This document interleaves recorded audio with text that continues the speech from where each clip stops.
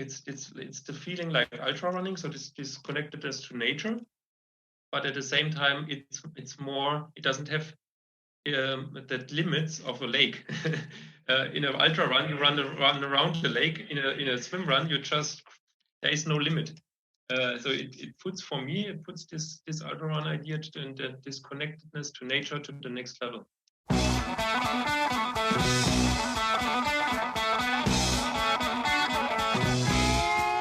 Welcome to the Low Tide Boyz, a Swimrun podcast. I'm Chip. And I'm Chris, and this is episode 57 of the show. This is a big week in the world of swimrun. Folks who've tried to get into the Attila World Championship at the time that this airs will already know if they need to train their asses off until September. We're also officially launching this month a series of interviews all about partners that we're calling Partners Month. We'll be featuring teams from all over the world to chat about one of what we think is the funnest aspect of swimrun, which is the team aspect.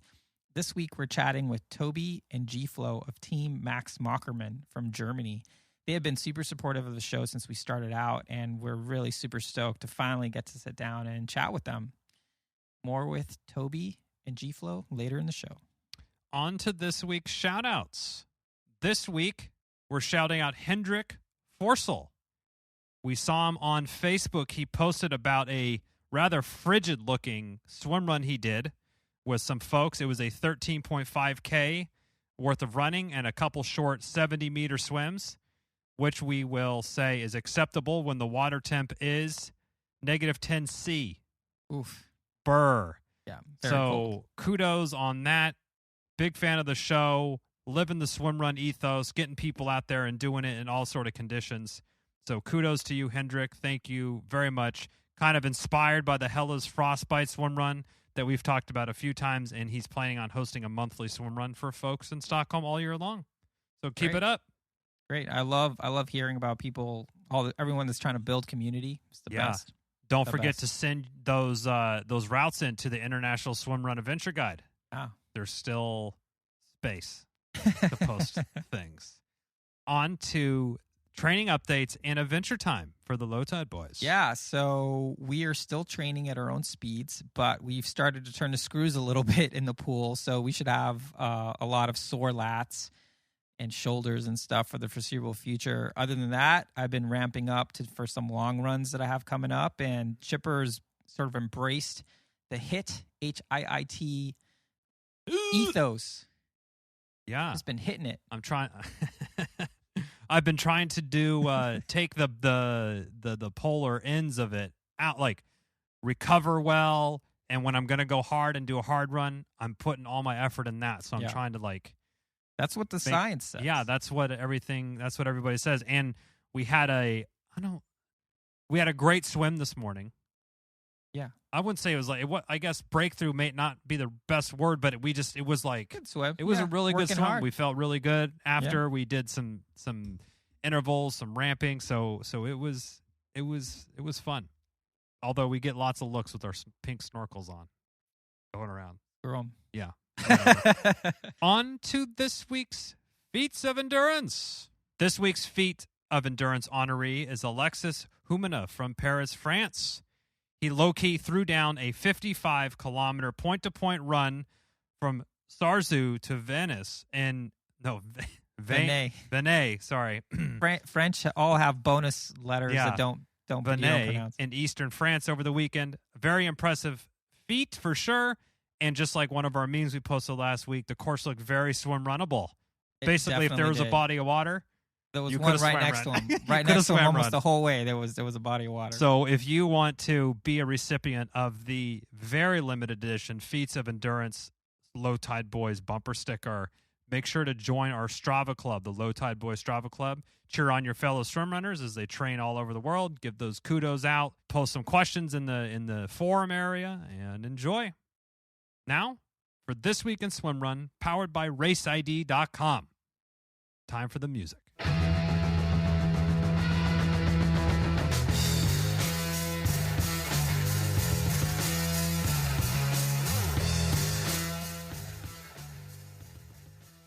All right, so we have a few race updates to share this week. the swimrun world is completely absorbed with the fact that as of this airing, the Attila World Championship has released their selectees, which is it's no small feat considering there was a record amount of submissions for entry this year, and we look forward to cheering on all of you from afar or maybe from near. It's on September 6th. We'll just leave it at that. And if you are listening to this show on Thursday, make sure you check out our Instagram feed because there's going to be memes, Fire upon memes, upon memes, upon memes about this. Maybe you realize that already. Yeah, hopefully you realize that. In other news, Swimrun Lake James, which is happening on March 24th, is officially sold out for both the short and long course distances, which is pretty cool. They have a wait list going, so sign up for that if you're interested in racing. On a side note, they have their teams list on their site, and some of the team names are 100% solid gold. So here's a sample of what the race directors will be dealing with on race day. Are you ready for this, Chipper? Yes. Hold my paddles while I poop. I mean, you would need someone. Yeah, or you can just put them down. Yeah. I don't know what. Anyway. Yeah, anyway. Phyllis, hold my shower beer. Seems like an inside joke, but still pretty funny. Still unsure while we're doing this. The Traveling Dingleberries, Team Vodka Juniors, and Team While Our Bikes Gently Weep. Wow, a lot of musical. Amazing. You could have gone yeah. Traveling Wilburys and While Our Bikes Gently Weep. Yeah. Nice references there. Love it. Some pretty good. So if you're listening and you're one of these teams, send us a message and we'll send you a sticker. We'd like to officially sponsor you. Yeah. In the method of a sticker. Yeah, we'll send you a sticker. If you care for that sort of thing. Finally, the race date of October 3rd has been set for the new Odyssey Swimrun Lovington, and registration is officially open with a super early bird registration pricing that's good through February 14th. The courses look dope, but you don't have to take our word for it. You can check out the short and long course maps on their website, which is linked in our show notes. Also, they have a cool little video on YouTube to check that out. I think the spectacle of that race will be the sand dunes. Yeah, definitely. The and the model, the athletic model in that show was previous guest of the show, one John Stevens. Finally, we have our first official correction. Oh no! What happened? So it's my bad. Obviously, we mentioned last week that Hero Swimrun was in Brazil was an Attila qualifier, and it was a qualifier in 2020. But it isn't one this year. So we're sorry if we misled you there. We'll try not to do that again. And that's it for this week. Feel free to email us and tip us off with any events or swimrun news that you'd like for us to share on the show. Yes. Now on to updates. So Chris and I, very excited about the hats. We have so many ideas, but what we really decided was to keep it simple. Keep it simple, stupid. Yeah. So we're going with the standard issue, which is progress for us. This is a lot of growth for us. We're going with the standard issue, so similar to the shirt, the hat's going to be navy. We're going to have a couple subtle options. Do you want a flat bill trucker? Do you want a this or that? So we're going to have some options. So go check out the Low Tide Boyz on Instagram to vote on that, and we'll get cranking on those. We are also super stoked to report that we have super stoked that we have passed 25,000 total downloads. Amazing. So thank you to all the fans. And if you listen to one or everyone, if you listen to one, you probably won't hear this, but hopefully it makes it back to you. But thank you for that one stream. We appreciate it. Yeah, and it's crazy because we always hoped that people would listen, but to think that we would get so much support and encouragement from our listeners has just been amazing. Yes. So thank you. Absolutely. Echoing everything Chris said. You could have spoke for me there as well. You had the opportunity. I'm trying not to do that. Okay. So in order to celebrate this milestone, we've come up with, hold your breath, everyone, new stickers for everyone to slap on their cars, bikes, Hydro Flask, Nalgees, whatever you put a sticker on, you're going to have them. And what they say is super stoked on Swimrun. And the even cooler part about it, they're going to be free. So we're just going to give them out. So send us a message on Instagram with your email address and your mailing address, and we'll be sure to drop one in the post for you. Yeah, anywhere in the world. Anywhere worldwide. I don't know, Antarctica. Mail.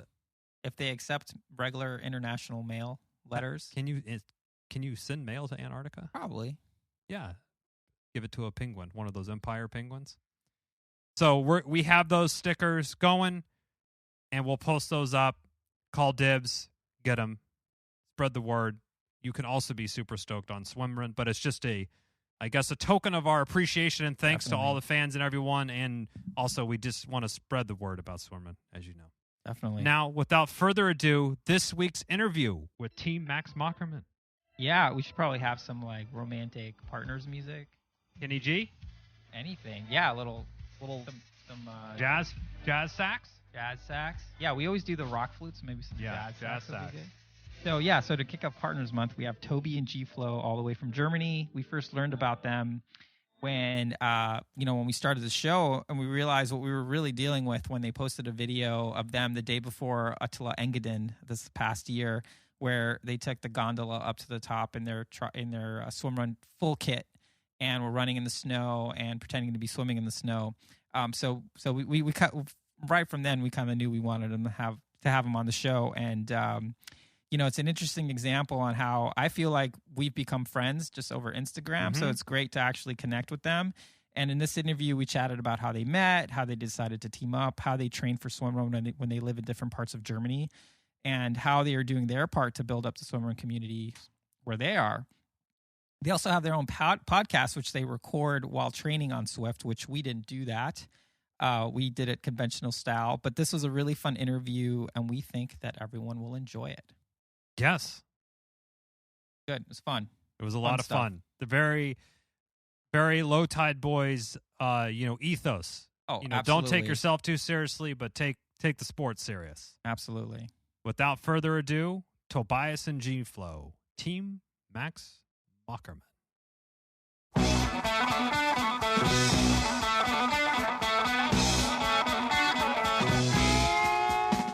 With us today, we have Team Max Mockermann, Toby and Flo from Germany. Welcome to the show, guys. Yeah, well, good evening. Good evening. Oder guten Abend in German. Oh, yes. Thank you guys so much. We're having a hard enough time trying to pick up like 3 Swedish words, and you're going to throw German words at us now?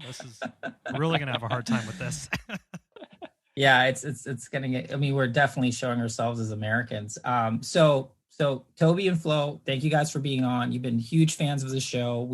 I feel like we've been corresponding with you guys over Instagram and email for a year, pretty much since pretty soon from when we started the show. So thank you so much for giving us feedback and helping us find guests and all that stuff. But we wanted to have you guys on for Partners Month because we just love your interaction. It kind of reminds us of ourselves, actually, where, we love the sport, but we're not exactly taking ourselves totally seriously. So why don't we start at the beginning and tell us how you guys met and decided that you wanted to become a swimrun team? So we met around about 12 years ago, and it was at a stag night.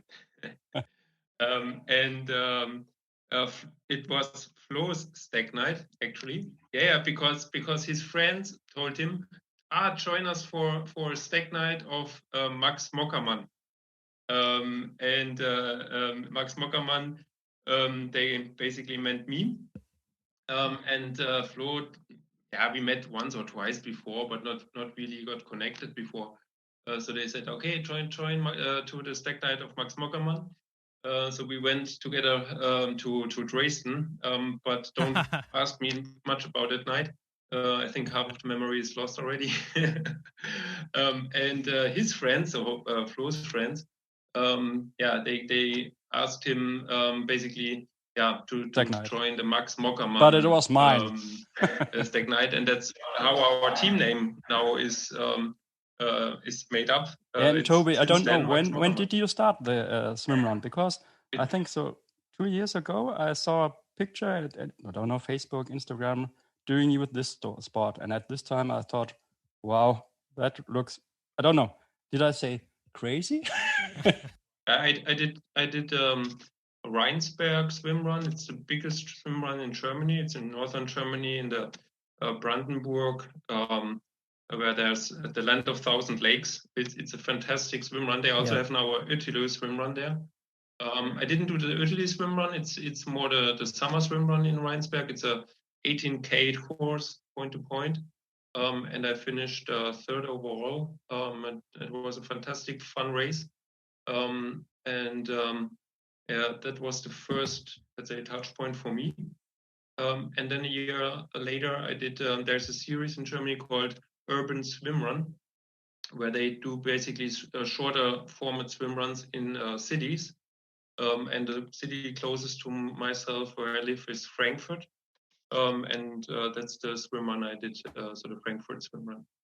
And then I posted some pics, and of course we were already connected, and somehow then Flo got interested in swimrun and asked me if we wanted to do a race together. And the first race we did was then Engadin. Did so Engadin, I mean that's not an easy first race. How did you guys decide on that race, and how did you train for it? Because I know you don't live in the same town. Yeah, exactly. Toby is living like 230 kilometers, which is something like 150 miles far away. Couple hours drive. He won one time. I don't know, when did we decide? Actually, Engadin took place at June last year, middle of June, 2020. right? Yeah. July, okay. July. And we decided to do that in February. And for me, talking about me, I started to do the first swimrun training like in March or April. And that's when you came over for just to have to visit me and to the other friends here. And he came over with his small child. And yeah, Toby, tell us about it. How to train to swimrun with with a small child. It works. Yeah. Oh, you probably saw on Instagram or Strava that I do most of my training sessions together with my boy. He's 1.5. So I run with him, I go skiing with him, I go cycling with him, mountain bike, everything. So I have enough equipment to do that, luckily. Then I went to see Flo in Nuremberg. So we said, okay, let's do a whole weekend of preparing for Engadin. I did it together with a trolley, with my boy, and a friend of us joined us for that run or swim run. And during the swim sections, basically he took care of the trolley, the baby jogger,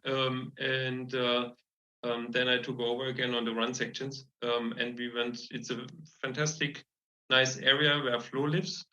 It's the home of breweries in Germany, so it's the Franconia area, Nuremberg, and lots of lakes and lots of and as well the famous channel. Right you obviously you both know the Roth or Roth challenge. Yes, Challenge Roth. Yes. Yeah, that's the channel where I live next to, like 1 kilometer. So for me, it's the perfect spot. It's just running 1 kilometer from my house to the channel, jumping in it. And then if you don't want to swim anymore, then come on, get out and run. That's I love it. One thing that sometimes you take for granted, I know, is being able to train so close to your home. And, Chris and I are lucky enough to kind of live in Northern California. There's so many great running trails, mountain bike trails, pools really close. The ocean's like 30 minutes away, 20 minutes away. And you kind of get spoiled. But having the Challenge Roth swim course more or less in your backyard is nice. It's got to be fun. Yeah, I think we are also quite spoiled with pools in Germany. So I also have within, I think, 15K radius, I think 5 pools. So it's quite convenient here. And there are lots of lakes. So open water swimming is fantastic here in the area where I live. And I think also where Flo lives. Yeah, also and that area when Toby came over here in March or in April, we both saw, okay, there's one missing thing in the world. We're talking about a baby jogger which can float. Then you can do swimrun with your child. Yeah, there you go. I would love that. If somebody's out there listening to that, I would be so gladful that I could also take him for the open water swim with me. That's the only missing piece. I can do almost a whole triathlon. It's funny you say that because there's definitely one of our friends of the show, Trista. I think she put her kid in like a little inflatable raft and would just was pulling. I think no stroller though. The kid was maybe like 6 or 7. Yeah, no stroller, just like straight into the raft. It wasn't like a convertible stroller that turns into a raft, but I think that's where you're headed, which pretty cool idea. You heard it here first. We've seen a guy in Flo. We've seen a guy in Engadin at the Saturday race. So the basically the sprint race. And he, thanks to the tether line, he pulled his little girl behind him, and the girl just held like a kickboard in front of her. So she just was floating behind her dad, and it was so cool to watch this dad pulling his daughter on the tether line through the water. It was fantastic. And I was just thinking to myself, that's what I want to do with my son in a couple of years. It's so great.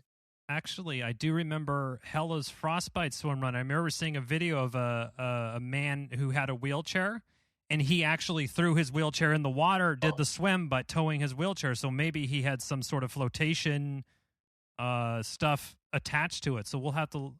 I sense a project upcoming, a nice spring project for yourself. Yeah, awesome. How did Engadin go? We didn't really train a lot for Engadin. We made it like we met one time. Toby, one time. It was more tactical training, so tactical in terms of going into the water, so the transition. And Toby, that was the time when I saw, hey, you. So I'm talking about me. I really need new pool boy. I did have just a normal pool boy, you know, what you're using for swimming. And I had some really bad paddles. And then I thought, okay, I need to have something from ARC. And I think that's how your equipment fetish started. The next time we met, he had this ARC pull boy, and then the next biggest ARC pull boy, and then the carbon pedals, and then Flo started to really like the sport. Invest heavily in equipment. We all know how that goes. And I think that our first try, so I think it was important that weekend because we the first time we tried this tether line, and the first time in the water, I was in front, and I think 5 meters in the water. The line broke. It's better to do that in a training before the race. Toby, we didn't use a Swimrun tethering line. We used something I don't know anymore. No. It was a normal from the something very easy. Yeah. And that's definitely the rite of passage for for swimrun teams is to try all this stuff and try not to choke each other with tether lines and pieces of gear flying off and, pull buoys getting stuck in random places. It's just all part of the fun. And finally in Engadin, we really, we were appreciating the tethering line a lot. The problem was like 5 kilometers. I don't know if I really reached the 5 kilometers mark after the start. I was twisting my ankle quite severely. So I was looking at Toby and I saw him, oh no. And then we tried to get down the steep mountain and it worked. And my theory was, do you actually know how cold the water is in the Lake Silverplana? Oh, yeah. Yes, we are well aware with the frigid conditions of that lake. I mean, just from our reporting, we obviously haven't been there. Not but when we did our course preview episode, we were just like kind of freaking out as we were doing the research for it on just like, wait, they do what now? It's like, and they go back in. Oh, that's crazy. Yeah, but when Flo twisted his ankle, basically he could not run anymore. So 5K in the race, he was shouting behind me. And I thought, what's happening? I twisted my ankle, and the first thing I read was my first reaction. I shouted at him. I said, why are you not paying attention to the track? Because he was always taking pictures on the way. I said, Flo, this is a off-road. This is you need to concentrate a little bit on the way. And I was a little bit, on the one side, of course, I felt sorry for him. But on the other side, I was a bit mad because it was the race this year for us. And it was, I thought, okay, now 5K in the race, it's over already. But then really Flo was fighting and didn't give up. We just said, okay, let's continue walking. Come on, it was fast walking, very fast walking. It was fast walking. And then basically our hope was, because of the cold water, that the soreness, the stiffness in the ankle goes away or eases. Yeah. No, it didn't. And I think it didn't. It did. The problem is, if you have a twisted ankle, I had this 2 times in 2020, and the problem is if you stop walking, it gets more blood in your foot. Yeah, and that's the problem. And when you swim. Especially when you're doing swim running, because of the pull buoy, you don't move your leg anymore. So that was kind of complicated, but it worked. It worked quite well. So like in kilometer 20 or 10, I didn't have so much pain anymore, and I could run or I could try to run. And that's why I said we were using the tethering line again. Because Toby just, was pulling like a steer. What is Toby? What is a steer in English? Like a mule, maybe. No, like a very strong animal. I was an oxen.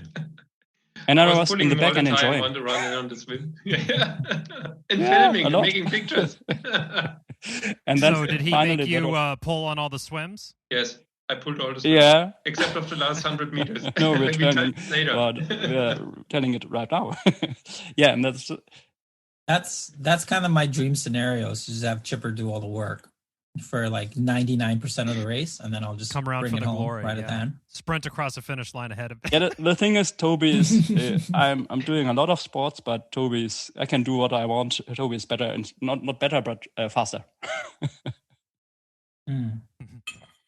But the Flo is an endurance guy, so he runs.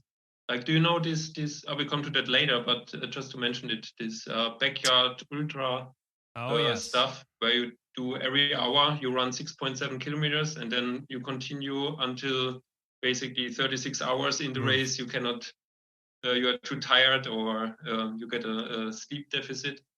And that's the stuff he does. I'm doing more the faster stuff, so up to a half Ironman or a marathon or something like that. So more, if you can call it shorter stuff, but that's the crazy thing about us, because we we really have fun when we were there, and I think maybe we're doing a lot of more races together. And I'm pretty sure that even each of these races will be a lot of fun. And I'm trying to be fast as well. Sounds like you guys do have a blast the whole time. I know Chris and I are talkative during some of our training sessions and racing, but our most recent race in November, when we did Swim Odyssey Swimrun Austin, we kind of shut up a little bit and got into business mode. Do you guys turn it on like that when the time comes? It sounds like with the twisted ankle situation, did you step into business mode there? Flo is talking all the time, except during the swim.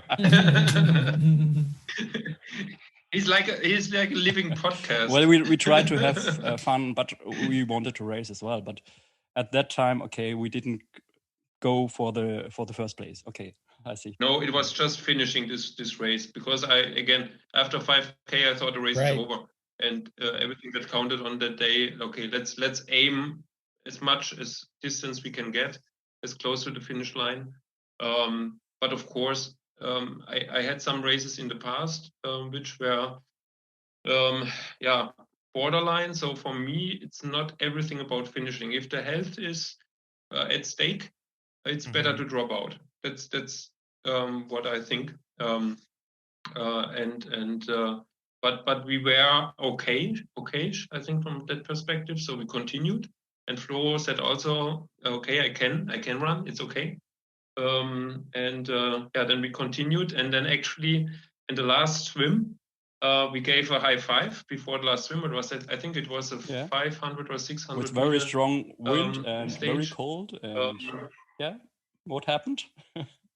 Yeah, I mean, all of swim was cold, and then again I was going in front, and then I think 150 meters before the finish, I got a cramp in both legs, as hard as I've never in my life had, and I had so much pain in both legs with the cramp. And then I tried everything. I got the pull buoy. I laid on the back in the water, and Flo supported me, and I tried to stretch it out. It was impossible. And it was really, really hurting very deep. And then I told Flo, sorry, I cannot swim any further. It's not possible. Just so I shouted for the how you call it, safety boat, and the safety boat actually came.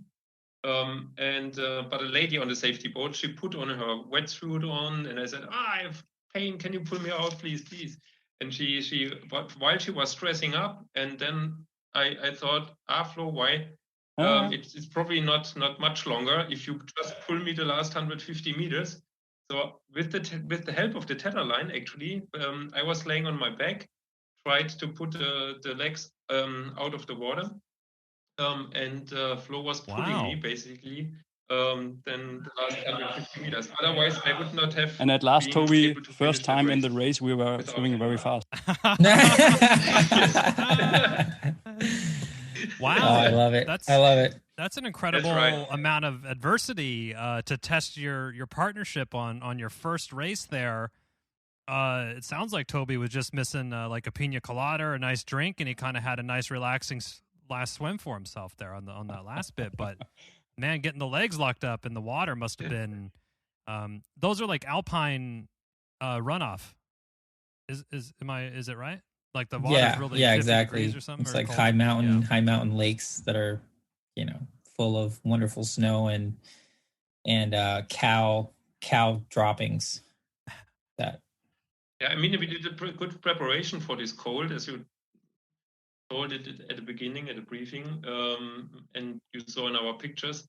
So the day before the race, Flo said we were on the camping ground, and when you are camping, you get free tickets for the glacier lift, so up to the 3,000 meters to the top of the mountain where there's a big glacier.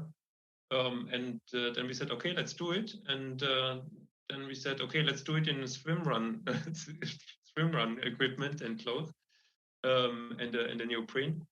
Then we went up, and then we saw a small glacier lake in the snow. Basically, it was just melted water, but in a snowfield, basically. And then we said, okay, let's run down there. 1 second, you have to tell, keep on telling the story in 1 minute. But it was so funny when we were entering the lift. I don't know, how do you call it? Glacier Express lift, something. There were other like a gondola, right? There were other people next to us, of course, and they were looking at us because we have neoprene on and hat and pedals, and they were looking at us. What the fuck do you do there? And the best were the kids looking at us. Why do you have skin when you go up 3,000 meters? Well, it's funny because from our side of it, like, we're spending all this time paying attention to Engadin. We're making all these memes. We had our first course preview video.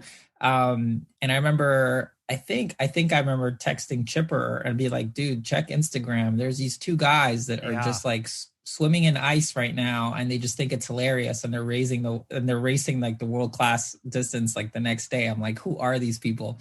So it was just, that is just such a great story of just, talk about, hey, I don't know if you've ever been to Engadin before. I've never been. If I ever go, I'm going to get my money's worth. I'm going to take that express. I'm going to do all this stuff. So it's just kind of cool to go into a race that's so, obviously it's a serious event. Not an easy race by any means. And you still have managed to have a lot of fun kind of going into it, which I think that's one of the things that I think, if I can speak for Chipper, that we really love about Swimrun is sort of that piece of it where, you know, it can just be a great adventure. Like, you don't have to try to podium and win every time. You just, you know, you just go out there and be with nature and check out some really cool places that you might never go to. Ah, exactly. The day before 2 days before the race, Flo, I think you did also a run on a mountain top. Quite crazy if you wouldn't go. Yeah, you know, you are not so often in the Switzerland, and it's so nice there. So you have to go on the mountains. It seems mandatory. It seems. Yeah. But that's. Do you know what the Swimrun mystery is? I was talking about that this morning to my running buddy, and I was telling him, "Hey, come on, that's quite crazy. You know, swimming and ultra running. You know, both are sports. They are not really.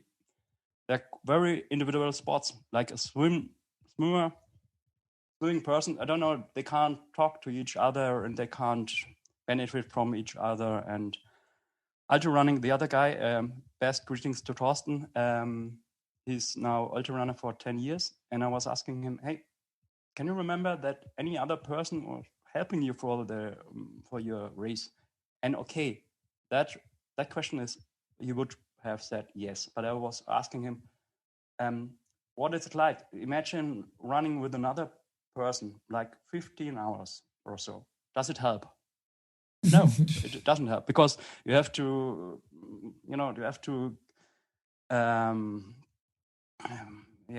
take care of him, and it's quite complicated. That's why ultra running is a very individual sport. And now swimming is an individual sport, and running is an individual sport, and swim running, well, it's a team sport, and it's what it's about. It's kind of a mystery. Yeah, you know, it's interesting that you put it that way, because I mean, I totally agree. The longer the race in ultra running, the more solitary it is. Like Chipper and I have done races together where we've gone like no man left behind, and we've paced each other. And there's something about it which is just like, hey, you just gotta take care, survive your own thing, especially if you're not trying to do like a no man's left behind scenario. But in Swimrun, it's like it kind of flips out on its head. And I mean, I haven't heard it described that way, but it makes a lot of sense to me. It's like, you take these two sort of individual sports, and now it's a team sport, and it gives it like a really interesting kind of dimension. Yeah, it's great. But as well, it's for me, it's a kind of a weakness, a big weakness of the sport as well, because you need another partner. You know, okay, you can do swim running for races for your own, and you can do training, but it's not swim running as I see it. It's the special thing about it is that you have a partner, and the teamwork is what is really nice about it. But that means you have to need a partner. And for over here, I'm talking about Bavaria or Nuremberg, and talking about where Toby is living in the Pfalz. There are not so many swim runners. So how to find a partner? Yeah, that is the question. Yeah, but I have the answer for you both. Tinder. Oh, great. You both have to create something like Swimrun Tinder. I don't know, how do you call it? Tinder? Yeah, we've discussed it's that funny. very thing, actually. Yeah, it was going to be called Swimder, but that got vetoed by Chipper. He didn't like that name. Honestly, there's a couple people that are trying to do something like that and bring some sort of, bring some technology. I know Envol is trying to work on an app. John Littlewood in the UK is working on an app to try to help connect people, because I mean, it's tough. I mean, what I always tell people is like, hey, you don't have a partner, go volunteer at a race, and then I'm guarantee you the next year you'll have a partner, because you'll just meet people. Which is kind of, I want to segue into sort of that piece of it. I think what I keep finding really interesting, or sort of like perpetually interesting, is, as we meet people like on Instagram and Facebook and stuff like that, and people reach out to us, is just like I feel like, Toby and Flo, like I feel like we're friends. We've never met each other. We've interacted kind of joking back and forth on Instagram, but there's something about that shared experience, even though we haven't shared the experience in the same race, that sort of gives us sort of like a language to communicate. And I mean, I still think it's insane that this show's a year old, and I mean, we feel like we have friends like all over the place that we've either never seen their face or just, you know, have like a jokey meme relationship or something. But I do think that that's like a really interesting piece of the sport. And I wonder if you guys could talk to if you see it that way, if that's been kind of your experience as you get into the sport. I try in my area to promote a little bit the idea of swim running, and I did a first time last year in September, and Flo supported me with that. We did an organized swimrun tour from a town close by where I live, basically from my town, through, I think it was 8 lakes. So point to point, it was not a race, it was really a tour. So for everybody to join. And after every run, so we ran together, and after every swim stage, we wait until the last one arrives. And then we had food on the course. I had my baby jogger with me again, where we had drinks, and everybody could have some refreshments on the way. And then everybody gathered, we talked about, chatted a little bit, and then we continued the run until the next lake, swim again. It was, I think, a 37K overall. And then we went back by train, basically. So basically we ran to a distant train station, point to point, and then back to the train. With the train, I think we were almost 20 people joining. I'm part of it's a team. It's called United Runners of Pfalz, with I think 200 or 300 members, mainly runners and also triathletes. And I introduced a little bit of this swim running ideas into that group, and there were a lot of guys who were interested in that. Yeah. And now we have 20 new. Now we have 20 new swim runners. That's what Chris and Chipper told us to do. Create new swim runners. I guess we did, huh? Well, Toby, yeah, gold star, sir. Also, is your son on Strava? He's putting some impressive volume up. He's got to be a KOM for a lot of the 3 and under category. Same thing. So I want to introduce this idea of swim run as an event without timing and without a race character, just as a adventure tour, basically. Yes. more that the big group does it together. We have nice also along the lakes, or here in Heidelberg, there's a Neckar River with mountains, and a very nice area. And we have a good infrastructure also with trains. And I like this point-to-point or round circular round trip loop. Yeah, like a loop. Trips, exactly. And there's lots of opportunities to do that. And you just need somebody who will organize it, and then promote it, and then hope next year we will have again 20 or more participants. And everybody listening to that show also happy to contact me who wants to participate. So we will probably do 2 to 3 tours next year in the Palatine, or in this area between Frankfurt and Karlsruhe. Well, you can count us in for that, assuming we can travel at some point out of the United States. Yeah, maybe that'd be so awesome. Maybe you can combine that. If you tell us, for example, you go to Engadin or to the Thousand Lakes or to Utö, and you want to go through Frankfurt. Frankfurt is a main hub in Europe. Yeah. Then and you have some spare days, then we are more than happy to organize some swim run tour with you. In the meantime, you will find the tour on your adventure guide. Yes, that's right. That was great. Thank you for kicking that over. And I think it's that. I mean, what you guys are doing with hosting these swim run kind of meetups is so great for the sport, and that's exactly what we're kind of trying to do up here in Northern California. And it's going on in these little different kind of incubators around the world, as you see from the International Swimrun Adventure Guide. But yeah, I mean, just, we're going to invite every triathlete that we know to come out and have fun with us on this adventure where it's just an adventure, right? There's no, oh, you're going to see how fast you can go or do this or that. And it's enjoying the time with people that you like. And yeah, it doesn't matter if someone's running at a certain mile pace or swimming at whatever. It's just about having fun and kind of enjoying it. And I think that's how partnerships naturally kind of happen, because that's how they would happen when you would find your training partners if you were doing triathlon, right? It would be, oh, well, I went on this big group ride with 30 people, but then me and Chris kind of hit it off, and then we went off and did our own thing. Or me and this group of 5 other folks, we hit it off, and now we're kind of our own training group. So I think the more kind of frequency and getting the message out, which you all doing an outstanding job in Germany, is kudos to you. Yeah, thanks. And one more thing, which we might be together. Okay, maybe in a future, which is not only one year, let's say 2-3 years, because we have a very good idea. Have you ever heard about the Transalpine Run? You know, the Alps. I've heard of the Alps.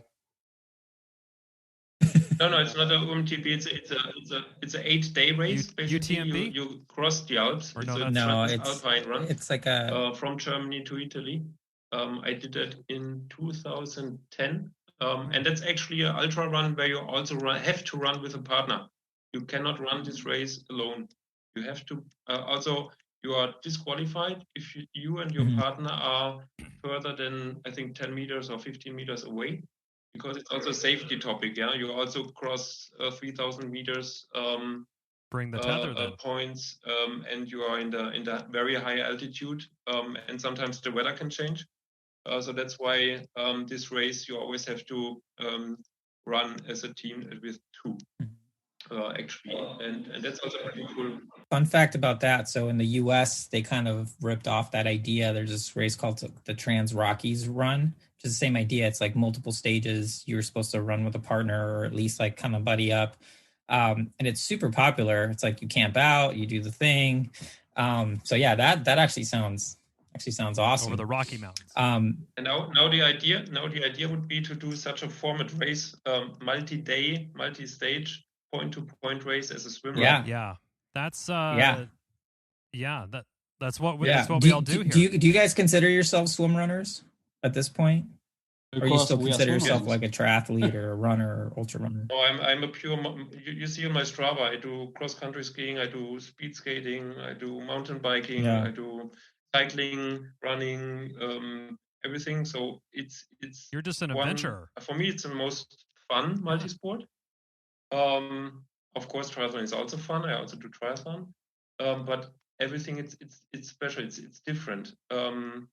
It's the feeling like ultra running. So this connectedness to nature, but at the same time, it's more. It doesn't have the limits of a lake.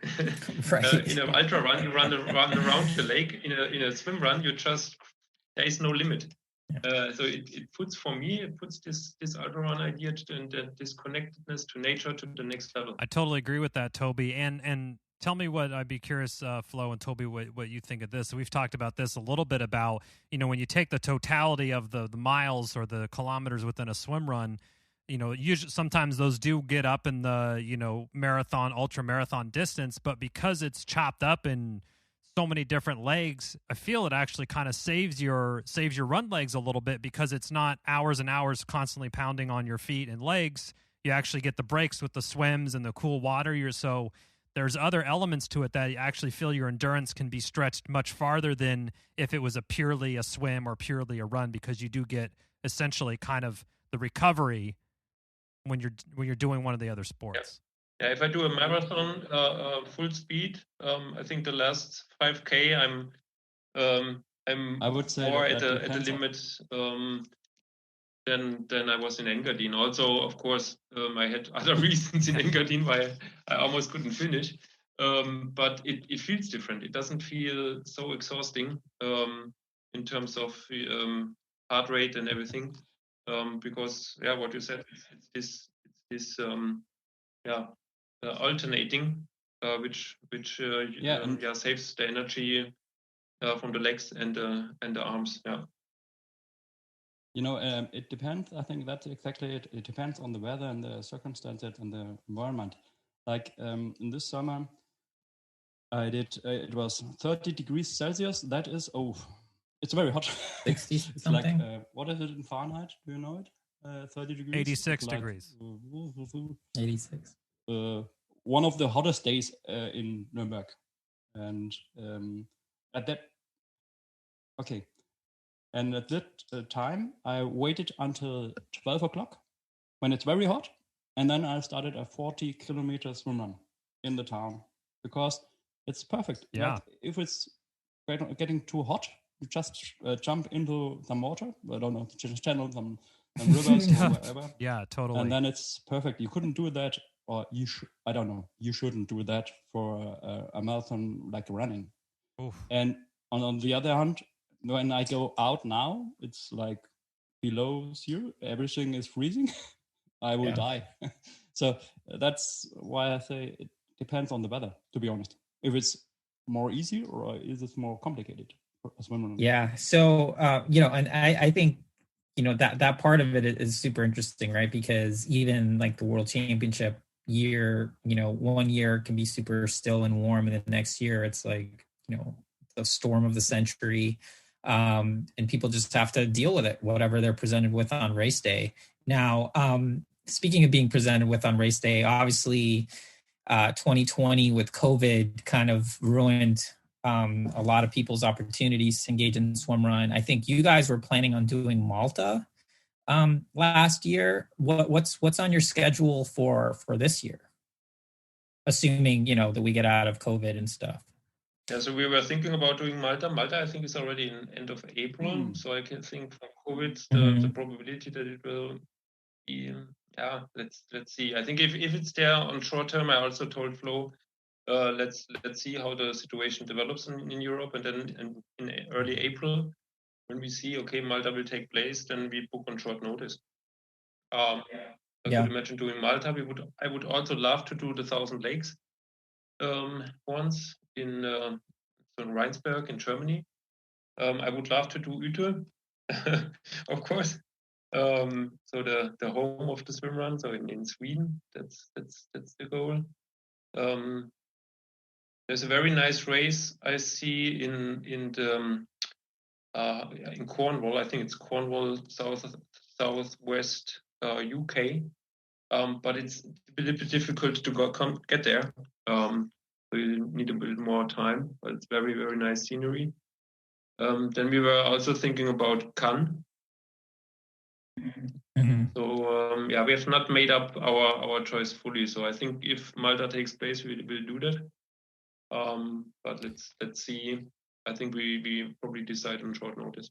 You two have the same problem that Chris and I have, is we just want to do every race, but you guys, they're more accessible to you than us for going to Europe like 4 times a year.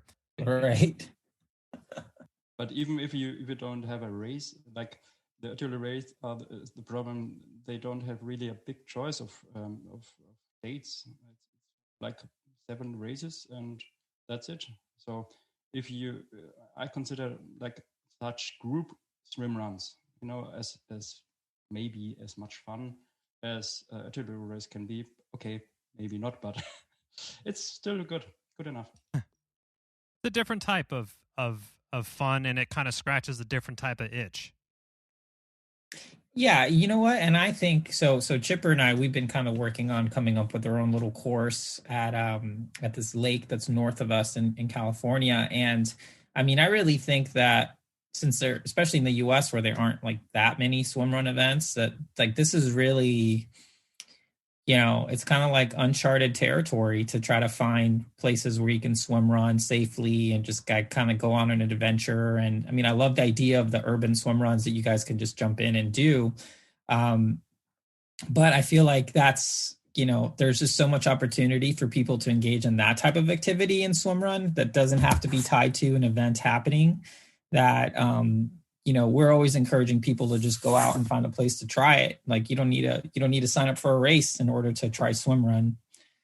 So it'll be interesting to see how, if COVID continues in the way it's going, whether more people will kind of take that up and try that. But you guys, you have the ocean. I mean, you have a couple of 1,000 kilometers or miles of swimrun area.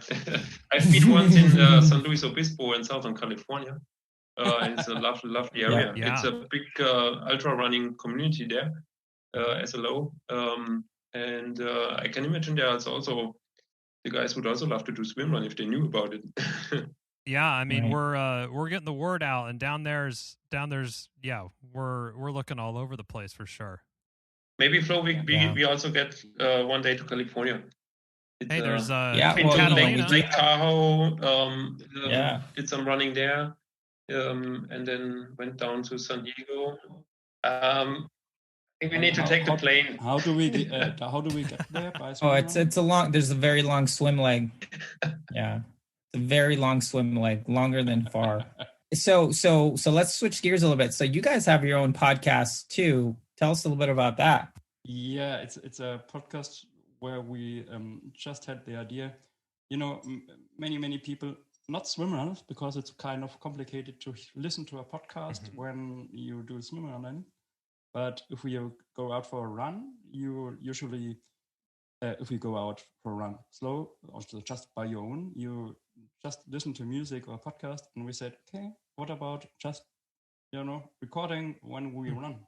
And that's what we do. So we don't, we just use our mobiles, and then we are recording that topics, what we are, talking about when we're running. And it's, it makes a lot of fun. It's not really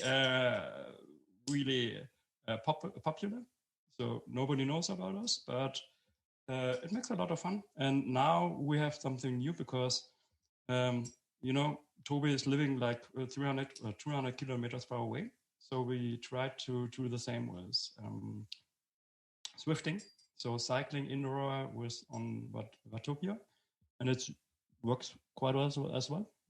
So it's quite fun. It's just about, having fun during making this podcast. So we don't have any work afterwards because... Yeah, the idea came because we normally, when we train together or run together, we chat a lot. And then we said, okay, let's just record it when we run.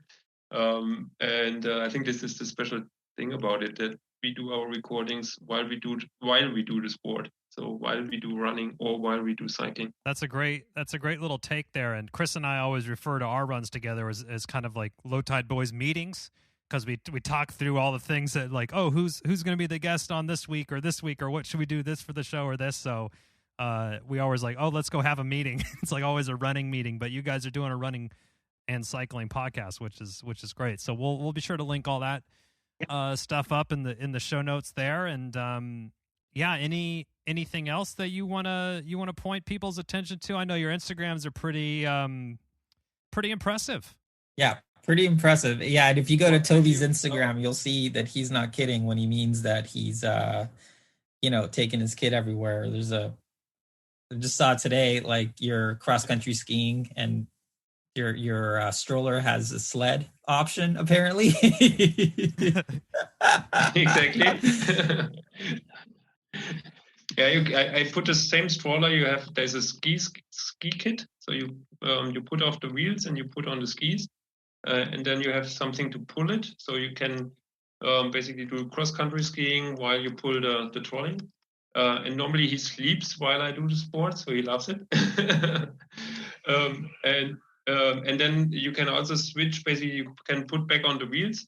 You put on a special thing, and then I put it on my road race bike. I do road racing, or I do the runs. That's the standard, of course. And then I also have for the mountain bike a trolley with how you call it, suspension, 20 centimeter suspension. You can do single trails and some rocks. Doesn't hurt him. It's like he sleeps even better when I do mountain biking. I think what I just want to encourage people is if you're in a situation, you are a young dad, that's not a reason to reduce your sports or to not do sports. There's many equipment nowadays you can buy that enables you to do the sports also with a young kid. If you are dad or a mother, that's the message I want to give out. Have fun with the kid and do your sport. I love it. Don't let it stop you. I love it. And it's a brilliant sport, the swim running. About if you're a dad and son doing a swim run together, might be really cool thing. Oh yeah, that's already. I have to convince my 4-year-old daughter that she wants to do one of these 10 years from now. But I'm already sort of laying the groundwork for us doing a swim run together. Sorry, Chipper. I haven't signed off on this yet. I'm not sure if I'm ready. Give me some more time. Well, Toby and Flo, thank you for helping us kick off our Partners Month.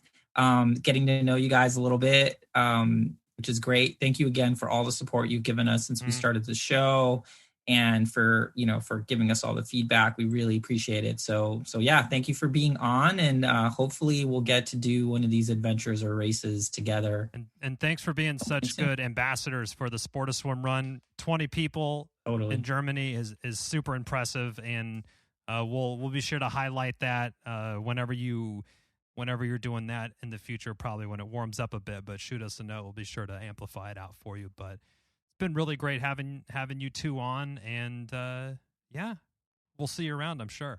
It was a really honor to be on your show. Thank you very much for inviting us. Yeah, I'm really looking forward to this moment or second. Or wine. 2 beers. 2 beers. Yeah. Let's have 2 beers. Or 2 beers. Right, Toby? Yeah. 2 beers. Yes. All right. Thanks, guys. Cheers. Thank you for listening to the Low Tide Boyz, a Swimrun podcast. Make sure to subscribe wherever you listen to your podcast and leave a review on iTunes if you're so inclined. You can also sign up for our newsletter at lowtideboyz.com. That's boys with a Z. And check out our meme page at The Low Tide Boyz on Instagram. If you have any questions or suggestions for the show, drop us an email at lowtideboyz@gmail.com. We'd like to thank Writing Easy Records for our show music, and of course our wives for their support and tolerance of our swimrun activities, hobbies, and other bullshit we do.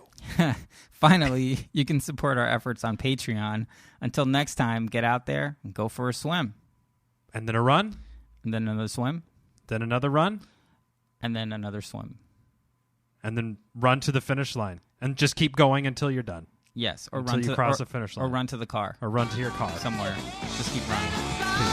Peace. Only happiness.